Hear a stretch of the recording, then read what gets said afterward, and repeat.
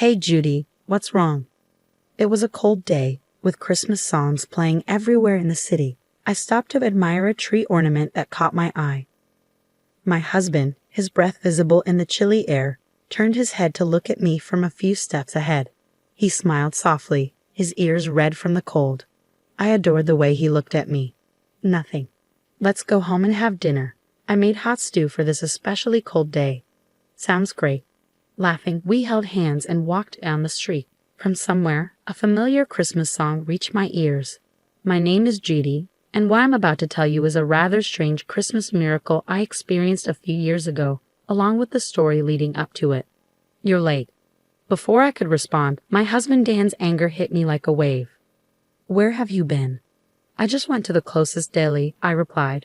It was mid-December, and it felt like it was about to snow. His cuss words chased me out into the cold without my coat just a short time ago. Are you trying to fool me? I'm the breadwinner of this household. When I come home, I expect a proper dinner to be ready and served. Can't you even manage such an easy task? He scolded me harshly in front of the dinner table. No hot sauce? How come you're so lazy about it? There's no way to eat chicken wings without it. Don't mess with me. I had rushed out of the apartment with my wallet and came back with the hot sauce, gasping for breath. His irritation only grew. Deli? Are you crazy? Isn't it cheaper to buy at a supermarket? He pointed at the hot sauce and rolled his eyes. You have no sense of budgeting. I couldn't resist retorting, of course, I buy groceries at the supermarket, but it's far away. I told you earlier, I forgot to buy it today. Anyway, you get upset if the food gets cold. That's why I went to the closest shop. I did forget to add it to my shopping list and had run out. But I was sure the chicken wings tasted fine even without it. I didn't understand why he was so angry about it. His anger didn't cool down at all. Where's your apology? I did apologize earlier, didn't I? What's with your attitude? You're the one who... My retort added fuel to the fire, and he continued throwing his temper at me for another hour. Who wants such stale food now? In the end, he flipped the plate of chicken wings and went out to get dinner elsewhere. A few days later, I went to clean my parents' house, which was up for sale, and stopped by to visit an old lady in the neighborhood whom I called Grandma. Listen, Roma, your prediction was off for the first time. I didn't predict anything, Grandma, who had cared for me since I was a little girl, said, laughing ambiguously. No way. Everything you predicted since I was a kid came true. If they weren't predictions, then prophecies, I said with a wry smile. Remember when you told me not to go to the mall? There was a lightning strike, and it almost burnt down.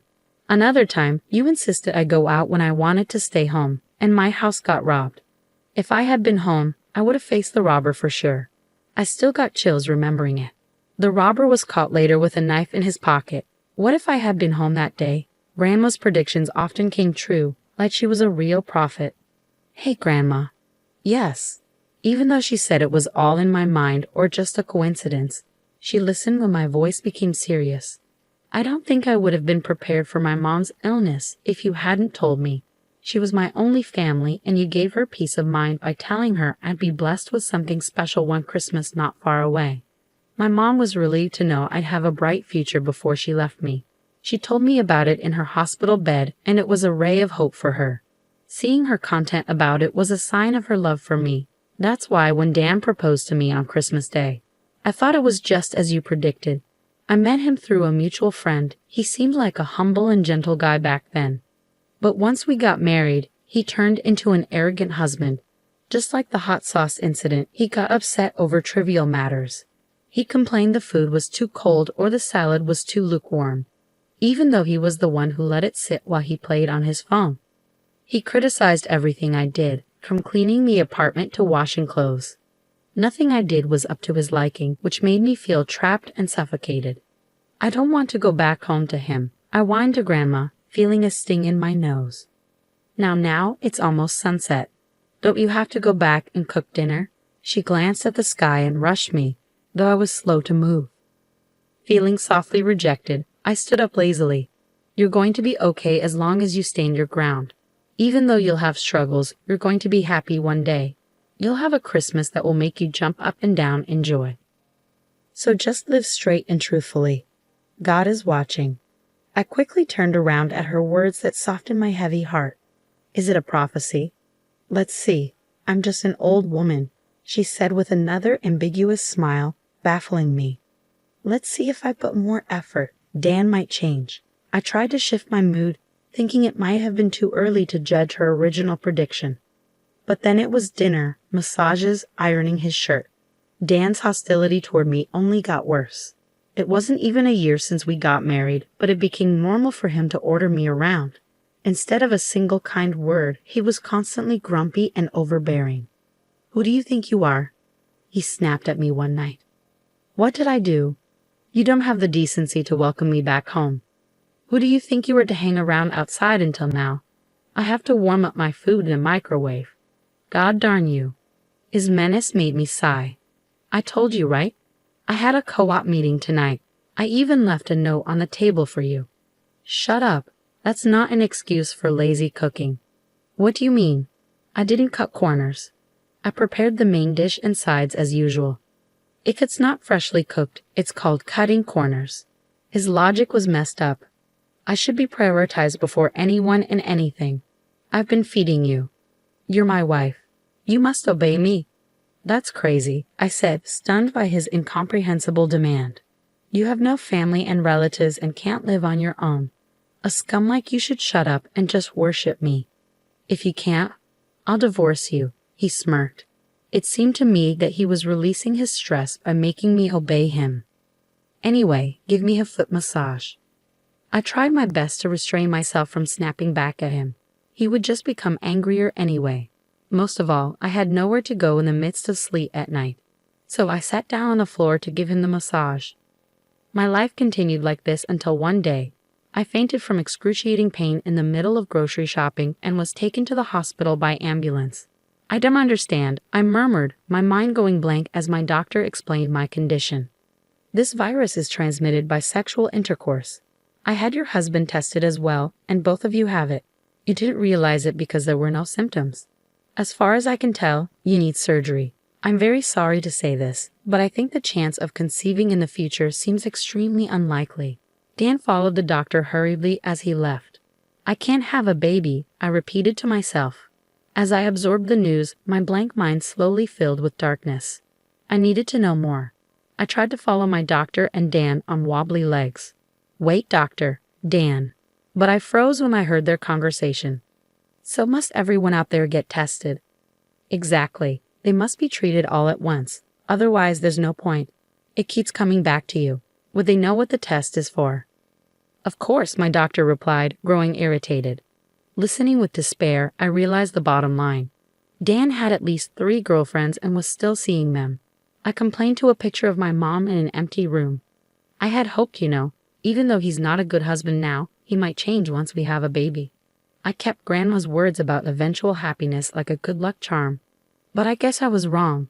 In fact, Dan seemed to only care about his own health. He was diligent about his condition but never showed any concern for me. Having lost my parents, I had a strong longing to have my own baby. I hoped for a happy family with a husband, children, and me. Tears rained down on the picture of my mom in my hands. Mom, I sobbed, covering my mouth with my fingers. Suddenly, Dan appeared. What are you wasting your time for? You haven't prepared dinner yet. Here are the divorce papers. This is your punishment for neglecting your master and making a fuss. He noisily entered the room and threw the papers at my head as I sat down. You are irritatingly depressing. I'm ready to divorce you anytime, no problem for me. You are the one who's going to be in trouble, right? Instead of slacking, do your duty if you don't want a divorce. I'm not slacking. Oh wait, there's one more punishment. I'm not giving you living expenses this month. He looked happy, smirking as he came closer. I'm giving you a chance to reflect and change your attitude. Know your place. If you disobey me, a divorce. When he finished his tirade, he left the room looking refreshed. I stared at the divorce papers, feeling my emotions cool down. Mom, I've decided. Wiping my tears from the picture frame, I spoke to my smiling mother. Watch over me. I kept quiet and continued living with Dan for a while. He treated me like a servant and took out his fits of anger on me. I argued back occasionally but mostly passed the days in silence. One day, during another tantrum over cold stew and lukewarm salad, I sighed internally and decided to act on my plan. If I don't obey you, you're getting a divorce, right? Right. If you don't want me to leave you, reflect on your stupidity, he sneered, leaning back in his chair. You're a bit weak upstairs, aren't you? What the? He fluttered his eyes in surprise at my reply. What did you just say? You repeat the same thing every time. Do you know what vocabulary is? You only utter the word divorce over and over. Your lack of vocabulary is quite sad. What the heck? Let's get a divorce. It's totally fine with me. I'll be a stranger to you, just as you wish. What the? Are you serious? I smiled and said my farewell. His mouth hung open, and he even forgot to get angry as usual. I've already moved all my necessary things out of here. If there's anything you don't need, just throw it away. Goodbye. I shuffled off the apron I had bought and left. When I got married, I folded the apron lightly, placed it gently in front of Dan, and put the house keys on top of it. I looked at him one last time, then left the house with my pre-packed suitcase. What the heck is going on? He yelled, snapping out of his confusion. I could care less. Yay, I'm free, I thought, pretending not to hear anything. With a refreshed feeling, I made my way lightly to my parents' house where I decided to live again. A year later, the divorce was finalized, yet Dan continued contacting me. You were sorry, weren't you? I'll take you back if you apologize. A wife should. His texts were relentless. But I turned off notifications and ignored them, something I'd never done during our marriage. After much persistence from him, I decided to have a final face-to-face meeting at his parents' house. Why have you been ignoring me? Dan asked sensibly, trying to behave in front of his parents. I've been texting you all this time, but you never replied once. Oh yeah, I turned off notifications from you. Why? It was too annoying. Me? Annoying? Yes, you. So what do you want to talk about? His face slowly turned red with anger as I answered in a deliberately annoyed manner. What's with your attitude in front of my parents? What the heck is wrong with you? He finally shouted louder, but then remembered where he was and uttered an apology that he had never made in our marriage. I thought to myself, wow, amazing. He knows how to apologize. I tried my best to resist the urge to make fun of it and prompted him onward. What do you need to talk to your ex-wife about? Hold on, why are you acting so strange? Aren't you struggling after the divorce? How are you living now? He sounded concerned, yet he never came to check on me even though he knew where I was. I didn't mind getting back together if that's what you want. Doesn't that make you happy? He asked. Not at all. I almost laughed at his overconfidence. It doesn't make me happy and doesn't help me in any way. I'm making enough income to support myself. Besides, the living expenses you gave me were only $500 a month. It wasn't enough for what we needed. I mean, you're the one struggling to manage without me, right? The cost I was covering for you is gone, and I'm much more comfortable being alone now. I don't understand the point of getting back together after being free. Puzzled by my casual attitude, he remained unsettled in front of his parents. Listen, Dan, stop acting like a kid who got caught doing mischief and calm down. There's no point in trying to make yourself look good. They know all your secrets. What secrets? I sighed and decided to reveal the truth. You're mistaken about me. I wasn't just a housewife. I told you that I used to live abroad because of my late father's work, right? I used the German I learned back then to translate at home. There were many materials on the bookshelves, you know. I didn't care for those. Those were materials and manuscripts before translation. You never touched them since you had no interest, right? Thanks to that, I was able to hide some equipment to record you. Wait. He was stunned by the word recording. It was his father who presented the evidence. See, all your secrets, like how you used to treat me, are out now. Your parents were in tears watching this and apologized to me. They are ashamed to have raised a son who treated me horribly. Well, being under the spotlight almost made him run for the hills, but his mother grabbed him and made him sit again. She signaled me with her eyes, and I pulled out the papers. These are copies of our divorce papers. There are parts marked with a red circle, which I pointed out to Dan. You know them, don't you? No way. It was understandable for him to be in shock. What I pointed to were the witness signatures, names of people he knew very well. Actually, there wasn't enough space. You had more than 2 girlfriends, right? Wait a sec. No more waiting. Before I could continue, a resentful voice echoed. You never told us about the STD. We only had a relationship with you. That means you brought it in from somewhere else, didn't you? What am I? A fling. Didn't you say we'd get married one day? That's a statement only a bachelor should say. Oh no. We watched the video too. You are a villain, not only to us but to all women. You are the #1 public enemy. You are finished. Surrounded by his girlfriends, Dan crumbled to the floor. His parents sighed exaggeratedly. I had a private detective look into his girlfriends and secretly contacted them. Of course, I had told my ex-in-laws the whole story too. The result was this chaos. Your game is up now. There was a strong request from his parents that their son needed punishment. All of his girlfriends and I demanded compensation from him. He worked for a company owned by a family member of his mother, so the payments were deducted from his payroll to prevent him from escaping. He was forcibly taken back to his parents' home and under their strict supervision faced a long period of compensation payments. 6 years have passed since then. Hey Judy, what's wrong? It's a cold day when Christmas songs play everywhere in the city. I stopped to look at a tree ornament that caught my eye. My husband, whose white breath clings in the air, turns his head to look at me from a few steps ahead. He's smiling softly, his ears red from the cold. The little girl in his arms also has rosy cheeks. I adore them so much.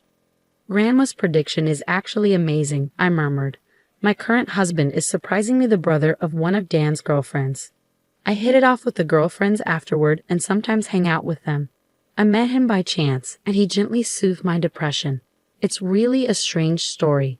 If it wasn't for what happened with Dan, I'm sure I wouldn't have met my current husband. So that's what Grandma meant when she said I'd struggle but be happy, I mused. Once again, I was amazed by Grandma's prediction. Moreover, after we got married, I got pregnant, which was said to be extremely unlikely. I remember getting sick on Christmas Day and being rushed to the emergency room, where the doctor indicated I was pregnant. I was literally jumping up and down with my husband, and the annoyed nurse scolded us to keep calm and rest. It was a true Christmas miracle. This time of year makes me reflect deeply. I've been hurt a lot by Dan, but now I'm so happy. Mommy, I came out of my thoughts when my daughter left my husband's arms and clung to me in her fuzzy coat. Nothing. Let's go home and have dinner. It's hot stew for an especially cold day. I've already prepared it. Sounds great, yay. Laughing, we held hands and walked down the street. From somewhere, a familiar Christmas song reached my ears.